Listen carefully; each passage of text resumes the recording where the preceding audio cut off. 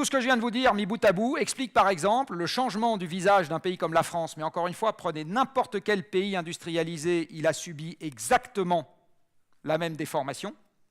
La productivité agricole vide les campagnes et par contre-coup vide tous les services qui étaient dans les campagnes, l'enseignement, la poste, les médecins, etc.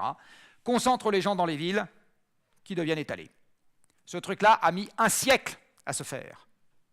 Je peux vous dire qu'on a intérêt à voir le coup d'après avec un siècle de préavis si on ne veut pas avoir des surprises désagréables. En fait, ce qui se passe quand le pays commence à devenir sous contrainte énergétique, et là vous allez me voir venir, c'est que vous avez une contrainte sur les flux, du coup vous avez une contrainte sur les services, et vous avez en particulier une contrainte sur les services peu qualifiés. Où sont les gens qui exercent des emplois de services peu qualifiés dans la périphérie des villes, puisque c'est là que le foncier est le moins cher? Où est-ce que vous commencez à avoir des problèmes de chômage aigus quand vous avez un problème de stress énergétique dans un pays, dans les banlieues des villes? Où est-ce que vous avez des problèmes en ce moment en Europe, dans les banlieues des villes?